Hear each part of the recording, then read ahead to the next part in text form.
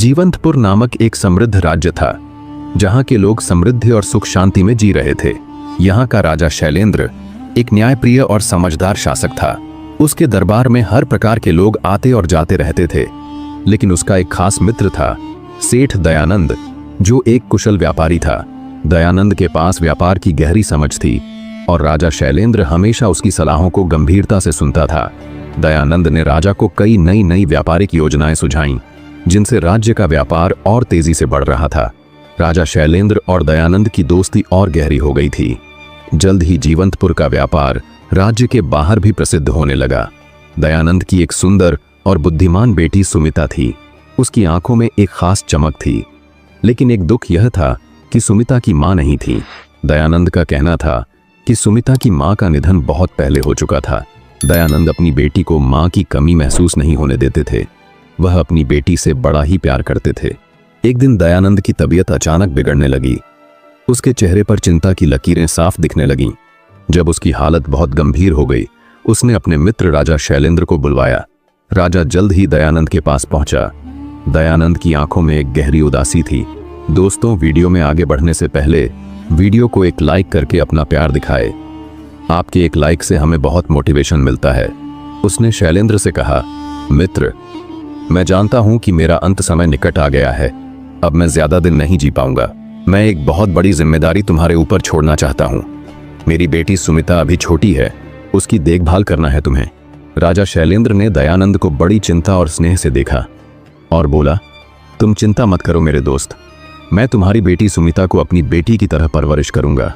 तुम्हारी चिंता अब मेरी चिंता है। दयानंद की आंखों में आंसू थे, लेकिन उसने राहत की सांस लिया। दयानंद की आखिरी बातों के बाद राजा ने वचन लिया कि वह सुमिता का अच्छे से ख्याल रखेगा और उसे हर तरह से खुश रखेगा। दयानंद यह वचन सुनकर अपनी आंखों को बंद करता है। उसकी अंतिम सांसें आ गईं। वह अपने दोस्त के पूरे विधि विधान के साथ दाह संस्कार करता है। उसके बाद सुमिता को अपने महल में ले आया। राजा ने सुमिता को अच्छे संस्कार, शिक्षा और हर वह सुविधा दिया जो एक राजकुमारी को मिलनी चाहिए थी। सुमिता धीरे धीरे बड़ी होने लगी और उसकी सुंदरता के साथ साथ उसकी बुद्धिमानी और समर्पण भी प्रखर होते जा रहा था। वह भगवान शिव की एक बड़ी भक्त बन गई थी और सुबह का हर पल वह शिव की पूजा में समर्पित करती थी। वह शांति और ध्यान में मग्न रहती थी ताकि वह अपने जीवन में सही मार्ग पर चल सके। राजा शैलेंद्र ने देखा कि सुमिता में एक आंतरिक शक्ति और आस्था भी है जो हर किसी में नहीं होती है। एक दिन राजा ने सुमिता के भविष्य के बारे में सोचा और निर्णय लिया कि अब उसे जीवन के अगले पड़ाव की ओर बढ़ाना चाहिए। राजा ने सुमिता की शादी के बारे में सोचा और यह निर्णय लिया कि उसकी शादी आनंदपुर राज्य के राजा सुरेंद्र से वह करेगा। राजा सुरेंद्र एक शक्तिशाली और समृद्ध राज्य का शासक था और उसका नाम, सम्मान और शक्ति में पूरे क्षेत्र में फैला हुआ था। शैलेंद्र ने महसूस किया कि सुरेंद्र और सुमिता का मिलन से सुमिता को एक योग्य साथी मिलेगा जो उसे सम्मान और प्यार देगा। सुमिता को इस शादी के बारे में बताया गया और शुरू में वह थोड़ी सी संकोच करने लगी, क्योंकि उसे कभी किसी ऐसे व्यक्ति से विवाह का विचार नहीं आया था जिसे उसने व्यक्तिगत रूप से नहीं जाना था। लेकिन धीरे धीरे उसने यह समझा कि यह निर्णय उसके व्यक्तिगत जीवन के बारे में उसके पिता समान राजा से अच्छा कोई नहीं सोच सकता है। जीवंतपुर राज्य से राजा शैलेंद्र का दूत राजा सुरेंद्र के महल में पहुंचा। राजकुमारी सुमिता की शादी का प्रस्ताव रखा। राजा सुरेंद्र महाराज शैलेंद्र का बड़ा सम्मान करता था। वह शादी के लिए तैयार हो गया। सगाई की तैयारी बड़े धूमधाम से की गई। सगाई हो गई। कुछ ही दिनों में शादी का दिन तय कर दिया गया। शादी के दिन महल अच्छे से सजाया गया था। सुमिता अपने राजसी पहनावे में अति सुंदर लग रही थी और राजा शैलेंद्र उसकी खुशी में हर पल को महसूस कर रहा था। जीवंतपुर राज्य में बारात आती है और बड़े धूमधाम से राजा सुमिता की शादी कर देते हैं। राजा सुरेंद्र ने सुमिता को देखा और उसकी आंखों में सम्मान और प्यार की चमक देखी। उसने सुमिता के साथ अपने जीवन की नई शुरुआत करने का संकल्प लिया। अब सुमिता आनंदपुर राज्य की रानी बन गई थी और उसे पूरे राज्य में आदर और सम्मान दिया जाता था। राजा सुरेंद्र भी उसे बहुत मानते थे और रानी सुमिता के साथ अपने जीवन के नए सफर को बड़े प्यार और विश्वास के साथ जी रहे थे। लेकिन समय बीतने के साथ राजा सुरेंद्र को एक बड़ी चिंता सताने लगी। शादी के कई सालों बाद भी उनके घर संतान का आशीर्वाद नहीं आया था। यह चिंता न केवल राजा के दिल में थी, बल्कि राज्य के प्रजा के बीच भी एक हलचल सी मचने लगी थी। राजा सुरेंद्र की स्थिति गंभीर हो गई। वह समझ नहीं पा रहे थे कि उनके राज्य का भविष्य कैसे सुरक्षित रहेगा, क्योंकि एक राजा के लिए वंश का होना बहुत जरूरी था। उसने इस समस्या को कई बार सुमिता के साथ साझा किया, लेकिन सुमिता के दिल में यह विश्वास था कि भगवान शिव ने जो नियति बनाई है वह ही सही है।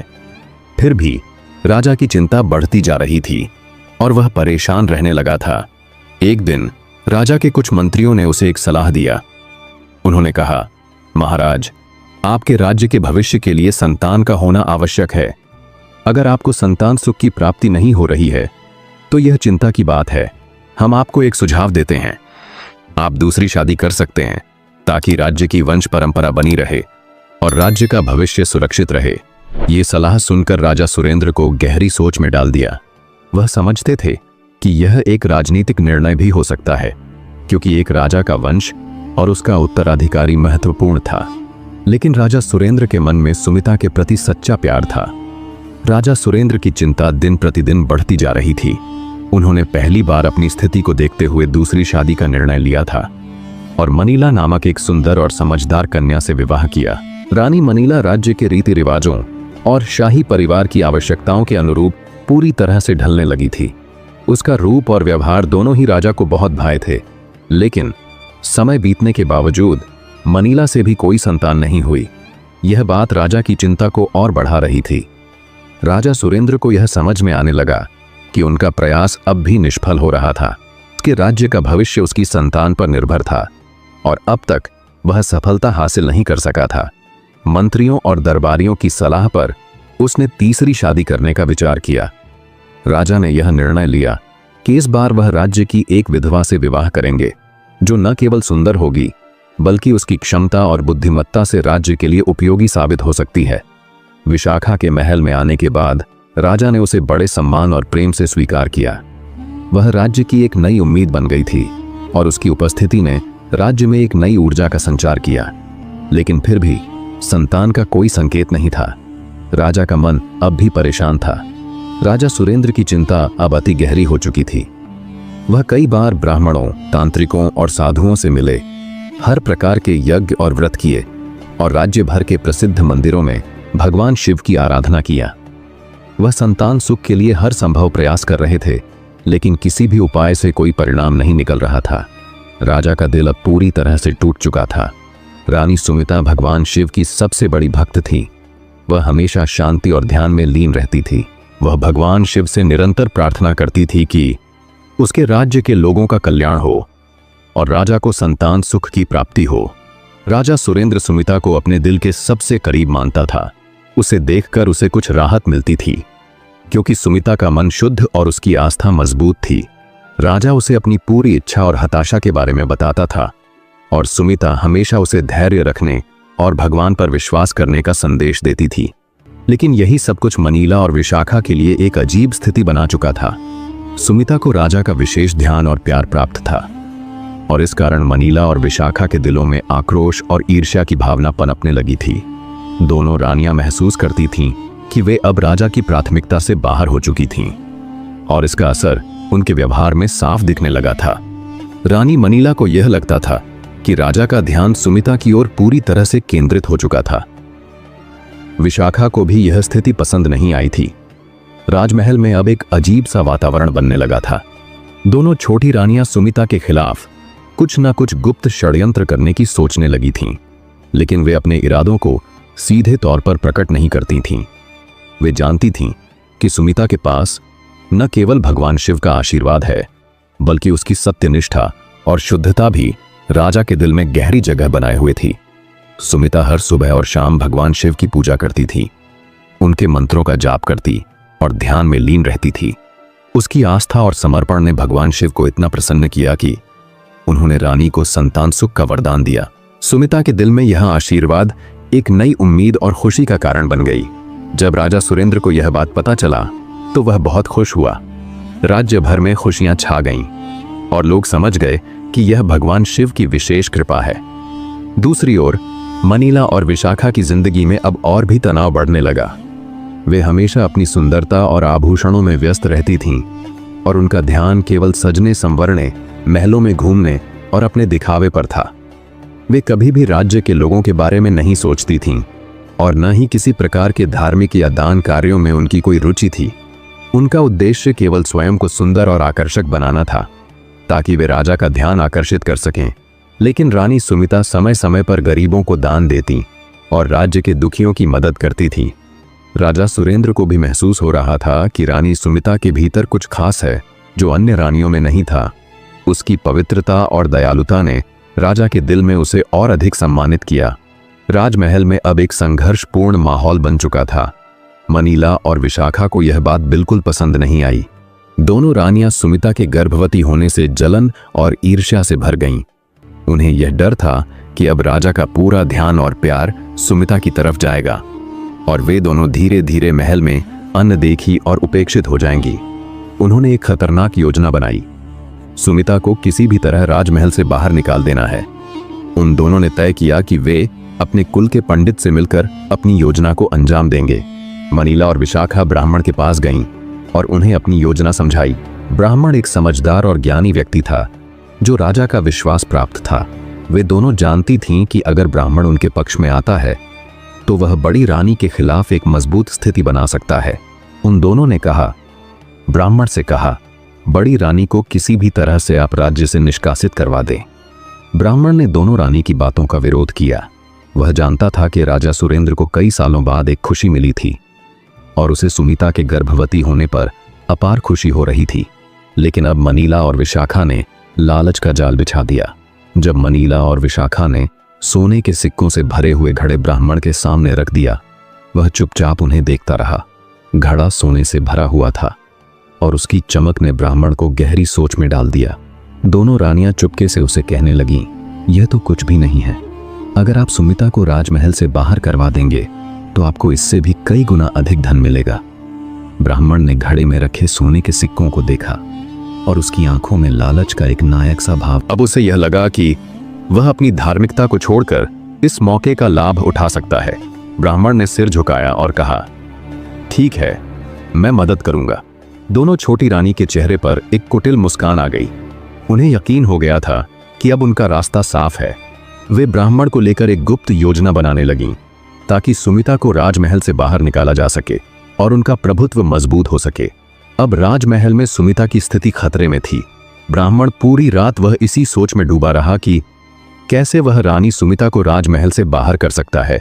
उसे अब कोई रास्ता साफ नजर नहीं आ रहा था।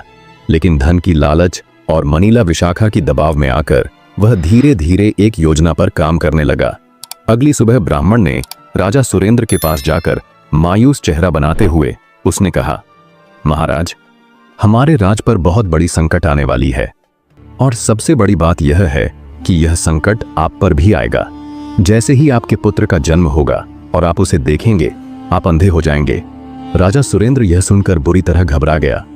उसका चेहरा पीला पड़ गया और वह घबराए हुए स्वर में पूछने लगा, यह क्या कह रहे हो गुरुदेव, इसका क्या उपाय है? ब्राह्मण ने गंभीरता से उत्तर दिया, महाराज, इसका एक ही उपाय है। आप रानी सुमिता को तुरंत राजमहल से बाहर निकाल दीजिए। अगर आप ऐसा नहीं करेंगे तो यह घातक संकट निश्चित रूप से आएगा। राजा को यह सुनकर घबराहट हो गई। उसने कभी भी सपने में नहीं सोचा था कि अपनी प्यारी रानी को इस तरह से राज्य से निकलना पड़ेगा। उसकी चिंता बढ़ गई और उसने तुरंत ब्राह्मण की सलाह मानने का निर्णय लिया। राजा सुरेंद्र ने रानी कहा, महारानी, हम लोग अपने बच्चे की सुरक्षा के लिए तीर्थ यात्रा पर चलेंगे। कल सुबह हम निकल पड़ेंगे। रानी सुमिता को किसी तरह का संदेह नहीं हुआ क्योंकि उसे विश्वास था कि राजा जो भी करेंगे उसके भले के लिए ही होगी। अगली सुबह राजा और रानी तीर्थ यात्रा के लिए राजमहल से निकल पड़े। यात्रा करते हुए वे एक घने जंगल में पहुंचे जहां पेड़ और घास की झाड़ियों के बीच एक शांति और नीरवता थी। राजा ने सोचा कि यह सही समय है और जैसे ही वे एक बड़े से बरगद के पेड़ के पास पहुंचे, रानी को थकान महसूस हुई क्योंकि वह गर्भवती थी। थोड़ी दूर चले पर वह थक जाती थी। वे दोनों उस पेड़ के नीचे बैठकर विश्राम कर रहे थे। इतने में रानी को नींद आ जाती है और रानी वहीं पर सो जाती है। राजा ने देखा कि रानी गहरी नींद में है और उसका दिल भारी हो गया। वह जानता था कि उसे जो करने के लिए कहा गया था वह यह सब करना नहीं चाहता था, लेकिन डर ने उसे इस स्थिति में ला दिया था। राजा सुरेंद्र ने एक चिट्ठी लिखी जिसमें उसने रानी सुमिता को बताया कि अब रानी का उनसे कोई रिश्ता नहीं रह गया है, हमारा और आपका कोई संबंध नहीं है, मैं आपको छोड़कर जा रहा हूं। राजा ने यह चिट्ठी सुमिता के पास रखी और बिना कोई और शब्द कहे उसे छोड़कर वहां से चला गया। रानी गहरी नींद में थी। जब उसकी आंखें खुलीं तो उसने देखा कि राजा कहीं नहीं थे। वह घबराई हुई इधर उधर देखती रही, लेकिन राजा का कोई पता नहीं चला।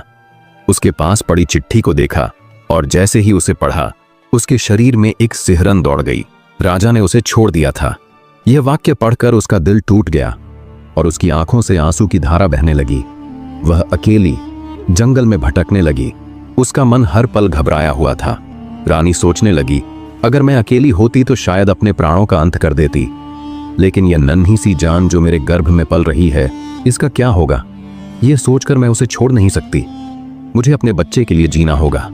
सुमिता का दिल भारी था, लेकिन वह अपने होने वाले बच्चे के लिए जंगल में आगे बढ़ने लगी। कई घंटे चलने के बाद उसे एक छोटी सी कुटिया नजर आई। कुटिया के सामने एक कुआं था। उसको बहुत प्यास लगी थी। वह कुएं के पास जाती है। वहीं पे एक सिद्ध महापुरुष कुएं से पानी निकाल रहे थे, जो किसी विशेष शक्ति के जानकार प्रतीत हो रहे थे। महापुरुष की नजर रानी सुमिता पर पड़ी। वह अपने काम को छोड़कर तुरंत उनके पास आए और शांति से पूछा, बेटी, तुम कौन हो? इस निर्जन वन में इस अवस्था में क्या कर रही हो? रानी सुमिता की आंखों में आंसू थे, लेकिन उसकी आवाज में एक स्थिरता थी। उसने महापुरुष को देखा और कहा, महाराज, मेरा नाम सुमिता है। मैं आनंदपुर राज्य की रानी थी, लेकिन मेरे पति राजा सुरेंद्र ने मुझे छोड़ दिया है। वह मुझे अकेला छोड़कर चले गए हैं। मैं इस जंगल में भटक रही हूं, लेकिन मुझे इस दुनिया से कोई उम्मीद नहीं है। सिर्फ एक छोटी सी जान मेरे गर्भ में पल रही है और मैं डरती हूं कि अब उसका क्या होगा। महापुरुष ने रानी की पूरी बात ध्यान से सुनी और फिर एक क्षण के लिए चुप रहे। फिर उन्होंने बहुत ही शांत और मधुर स्वर में कहा, बेटी, तुम अकेली नहीं हो। भगवान शिव तुम्हारे साथ हैं। तुम्हारा दर्द और दुख मुझे ज्ञात है और मुझे विश्वास है कि तुम और तुम्हारा बच्चा इस कठिन समय से बाहर आ सकते हो। महापुरुष ने रानी से कहा, तुम्हें डरने की कोई आवश्यकता नहीं है। तुम्हारा बच्चा भी सुरक्षित रहेगा और तुम दोनों जल्द ही एक नई दिशा की ओर बढ़ोगे। तुम मेरे पास आई हो और अब से तुम मेरी बेटी हो। तुम चाहे तो यहां रह सकती हो। मैं तुम्हें पूरी सुरक्षा और मार्गदर्शन दूंगा। यहां तुम्हारे बच्चे और तुम्हारे लिए शांति का वातावरण होगा। रानी सुमिता ने महापुरुष की बातों को सुना और उसके दिल को एक नई उम्मीद मिली। उसने महसूस किया कि अब वह अकेली नहीं है। भगवान शिव की कृपा से उसे एक नया मार्गदर्शक मिला था। रानी ने महापुरुष से निवेदन किया कि वह यहां रहकर अपनी संतान को शिक्षा और संस्कार देगी। महापुरुष ने उसे अपने घर में आश्रय दिया और रानी वहां रहने लगी। कुछ महीनों बाद रानी सुमिता ने अपने सुंदर बालक को जन्म दिया। बालक की आंखों में एक अजीब सी चमक थी, जैसे वह कोई विशेष भविष्य लिए हुए पैदा हुआ हो। महापुरुष ने बच्चे को अपनी कृपा और आशीर्वाद से देखभाल शुरू किया। वह उसे सभी प्रकार की दिव्य विद्या और आध्यात्मिक ज्ञान देते थे। बालक का मानसिक और शारीरिक विकास बहुत तेजी से हो रही थी और उसकी समझ और आत्मज्ञान भी अविश्वसनीय रूप से बढ़ने लगी। महापुरुष ने उसे वेद, शास्त्र, तंत्र मंत्र और जीवन के गूढ़ रहस्यों के बारे में सिखाया। बालक ने भी अपनी शिक्षा को न सिर्फ अच्छे तरीके से ग्रहण किया, बल्कि उसके दिल में भगवान शिव के प्रति अडिग श्रद्धा और प्रेम भी विकसित हुआ। लेकिन जैसे जैसे समय बीतता गया, महापुरुष की आयु बहुत अधिक हो गई थी। अब उनका अंत समय निकट आने लगी। उनकी शक्ति और तेजता में कमी आनी शुरू हो गई थी। स्वास्थ्य गिरने लगा और यह संकेत मिलने लगे थे कि उनका अंत निकट है। महापुरुष को यह एहसास था कि उनका समय अब लगभग समाप्त होने वाला था।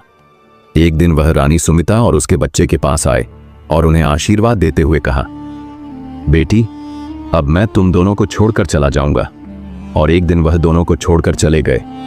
महापुरुष के निधन के बाद रानी सुमिता और उसका बेटा बहुत अकेले महसूस करने लगे थे। उनके दिलों में महापुरुष की यादें थीं। महापुरुष ने अपने जाने से पहले उन्हें एक दिव्य तलवार दिया थी और कहा था, यह तलवार तुम्हारी मदद करेगी। तुम जो भी इच्छा करोगे वह पूरी होगी। यह तुम्हारा सहारा बनेगी और तुम्हारे जीवन के कठिन समय में तुम्हारे साथ खड़ी रहेगी। उनकी पुरानी कुटिया अब उन्हें अकेला और खाली महसूस हो रही थी। वहां से दूसरे जगह जाने का फैसला किया। वे दोनों चलते चलते एक राज्य तक पहुंच गए। रानी सुमिता ने पहचाना कि यह वही राज्य है जहां की कभी सुमिता रानी हुआ करती थी, और यहाँ के महल और लोग उसकी पुरानी जिंदगी से जुड़े हुए हैं। लेकिन उसने अपनी पहचान छिपाने का निर्णय लिया। वह फिर से महल में नहीं जाना चाहती थी, क्योंकि वह जानती थी कि उसकी वापसी से कई पुराने घाव फिर से उभर सकते हैं। इसलिए रानी सुमिता और उनका बेटा उसी राज्य में एक झोपड़ी बनकर रहने लगे। रानी का बेटा अब युवा हो चुका था और उसके अंदर एक विशेष प्रकार की शक्ति और आत्मविश्वास था। वहीं दूसरी ओर राजा सुरेंद्र के महल में स्थिति पूरी तरह से बदल चुकी थी। रानी मनीला ने पूरी तरह से राजा को अपने वश में कर लिया था। उसने राजा के दिल और मन को अपनी ओर मोड़ लिया था, और अब राजा सुरेंद्र की सारी इच्छाएं और निर्णय रानी मनीला के हाथों में थी। रानी मनीला ने इतना प्रभावी नियंत्रण स्थापित कर लिया था कि वह राजा की छोटी रानी को मिलने भी नहीं देती थी। राजमहल के भीतर अब एक और साजिश पल रही थी। रानी मनीला के खिलाफ छोटी रानी विशाखा और मनीला के रिश्ते में भी खटास आ रही थी, क्योंकि वे दोनों ही राजमहल की शक्ति और संसाधनों के लिए एक दूसरे से जूझ रही थीं। रानी विशाखा अब उदास रहने लगी थी, क्योंकि राजा सुरेंद्र अब उसे बिल्कुल भी समय नहीं देता था। वह रानी मनीला की वासना और मोह में पूरी तरह से डूबा हुआ था। रानी विशाखा की स्थिति बहुत कठिन हो गई थी। एक दिन रानी विशाखा ने राजमहल के एक मंत्री से अपनी परेशानी और दुख को साझा किया। उसे रानी विशाखा के दिल की बातों को सुनकर एहसास हुआ कि वह उसकी मदद करने के लिए तैयार है। रानी विशाखा और मंत्री के बीच एक गहरी दोस्ती और आकर्षण विकसित हो गया। दोनों एक दूसरे के करीब आ गए और उनका प्यार धीरे धीरे बढ़ने लगा। रानी विशाखा अपनी सारी स्थिति और राजा के हालात उस मंत्री से साझा करती थी, और मंत्री भी रानी की बातों को पूरी तरह से समझता था। राजमहल के सारे प्रशासनिक काम अब मंत्री ही देखता था, क्योंकि राजा अपनी वासना में पूरी तरह से खो चुका था। मंत्री ने यह देखा कि राजा को अब कोई फर्क नहीं पड़ता कि राज्य का प्रशासन कैसे चल रहा है, और वह अपनी व्यक्तिगत इच्छाओं में इतना लीन हो चुका है कि राज्य की परेशानियों की ओर उसकी कोई नजर नहीं है। यह देख मंत्री ने एक योजना बनाना शुरू कर दिया। मंत्री ने सोचा, अगर मैं किसी तरह से राजा को अपने रास्ते से हटा दूं तो मैं इस राज्य का राजा बन जाऊंगा। मंत्री ने यह योजना बनाई कि वह पड़ोस के राजा से दोस्ती कर लेगा और फिर उसे अपने राज्य पर हमला करने के लिए उकसाएगा। मंत्री का मकसद यह था कि पड़ोस के राजा के सैनिक राजा सुरेंद्र को बंदी बनाकर ले जाएंगे और फिर वह खुद उस राज्य का शासक बन जाएगा। मंत्री ने धीरे धीरे पड़ोस के राजा से संपर्क करना शुरू किया। उसने उसे यह बताया कि राजा सुरेंद्र अब पूरी तरह से अपनी जिम्मेदारियों से विमुख हो चुका है और राज्य में कोई शासन व्यवस्था नहीं बची है। मंत्री ने यह भी कहा कि यदि पड़ोस का राजा मदद करता है तो वह राज्य पर कब्जा कर सकता है और इस प्रकार वह दोनों के लिए फायदे का सौदा होगा। पड़ोस के राजा ने इस प्रस्ताव को गंभीरता से लिया, क्योंकि वह भी अपनी राज्य की ताकत और प्रभाव को बढ़ाना चाहता था। उसने मंत्री की बातों पर विश्वास किया और एक सशस्त्र आक्रमण की योजना बनाने लगा। मंत्री के इशारे पर पड़ोस के राज्य के सैनिकों ने हमला कर दिया था। वे पूरी तैयारी के साथ युद्ध के मैदान में उतरे, लेकिन मंत्री ने अपने सैनिकों को आदेश दिया कि वे लड़ाई न करें। जैसे ही दुश्मन के सैनिकों ने आक्रमण किया, मंत्री के इशारे पर उनके अपने सैनिकों ने अपने हथियार नीचे डाल दिए। यह देख राजा सुरेंद्र अचंभित हो गया, क्योंकि उसके सैनिक बिना लड़े मैदान छोड़ रहे थे। राजा को यह समझ में नहीं आया कि क्यों उसके सैनिक बिना किसी विरोध के हथियार डाल रहे हैं, और उसे लगा कि कुछ गड़बड़ हो रही है। जब दुश्मन के सैनिक राजा को बंदी बनाने के लिए उसकी ओर बढ़ने लगे, तभी अचानक एक वीर योद्धा की उपस्थिति ने सब कुछ बदल दिया। वह योद्धा दुश्मन के सैनिकों को धड़ाधड़ पछाड़ते हुए राजा के पास पहुंचा और उसकी सुरक्षा करने लगा। राजा सुरेंद्र पूरी तरह से चौंक गया, क्योंकि उसे उम्मीद नहीं थी कि कोई ऐसा व्यक्ति उसके बचाव के लिए आएगा। यह योद्धा बहुत ही तेजी से लड़ते हुए दुश्मन के सैनिकों को नष्ट करता गया।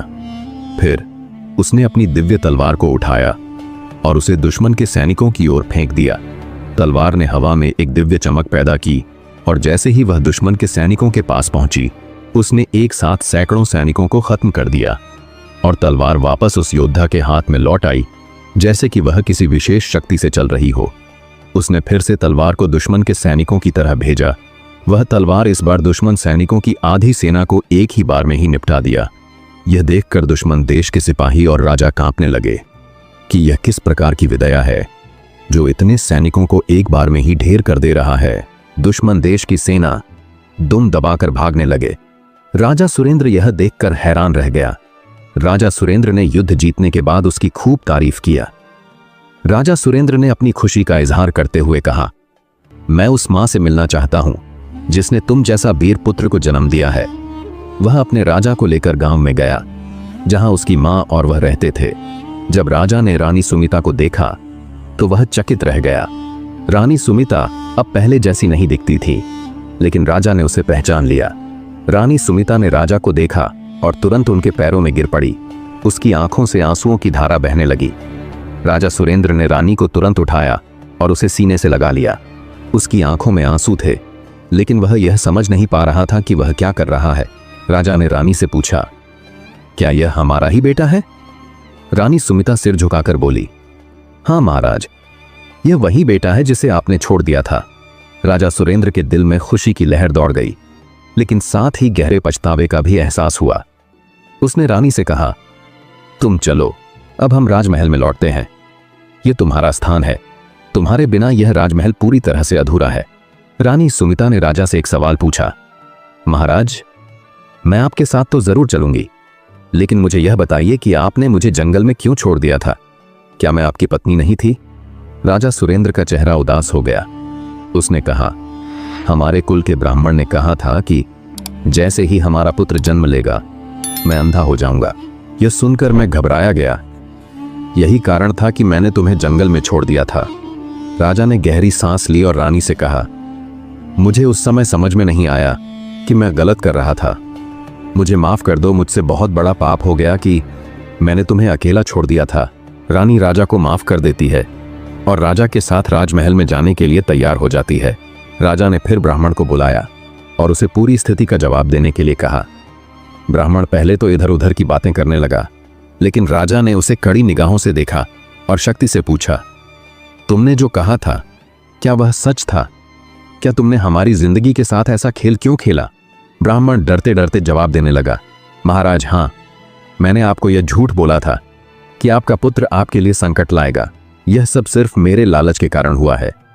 ब्राह्मण के द्वारा पूरी सच्चाई उगलवाने के बाद राजा सुरेंद्र ने उसकी पूरी बात सुनी।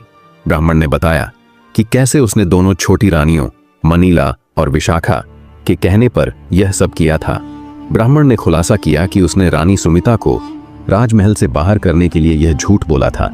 राजा सुरेंद्र को यह सुनकर गहरा दुख हुआ कि उसकी नजर में उसे विश्वास रखने वाले लोग ही उसे धोखा दे रहे थे। उसने गुस्से में आकर आदेश दिया कि ब्राह्मण को तत्काल राजमहल से निकाल दिया जाए और उसे कारागार में बंद कर दिया जाए। साथ ही राजा ने दोनों छोटी रानियों मनीला और विशाखा को भी पकड़वा लिया। दोनों रानियां जो हमेशा साजिशों और षड्यंत्रों में लगी रहती थीं, अब राजा के क्रोध से बच नहीं पाईं। राजा ने उन्हें भी कारागार में बंद कर दिया और कहा, तुम दोनों ने मेरे परिवार और राज्य के साथ जो खिलवाड़ किया है उसे तुम्हें भोगना पड़ेगा। अब राजा सुरेंद्र और रानी सुमिता का जीवन फिर से शांति और प्रेम से भरपूर हो गया। राजा सुरेंद्र ने अपनी बड़ी रानी को सम्मान दिया और उसे अपने दिल से स्वीकार किया। राजमहल में फिर से खुशियों की बयार चलने लगी। राजा ने अपने बेटे को अपना उत्तराधिकारी घोषित किया और राज्य के सभी कार्यों में उसे अपने साथ शामिल किया।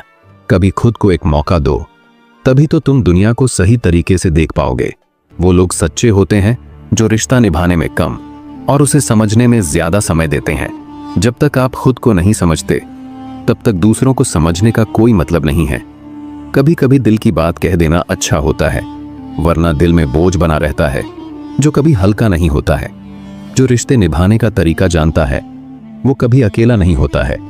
दोस्तों, वीडियो अच्छी लगी हो तो वीडियो को लाइक करके चैनल को सब्सक्राइब कर दें और कमेंट बॉक्स में राधे राधे लिखना ना भूलें।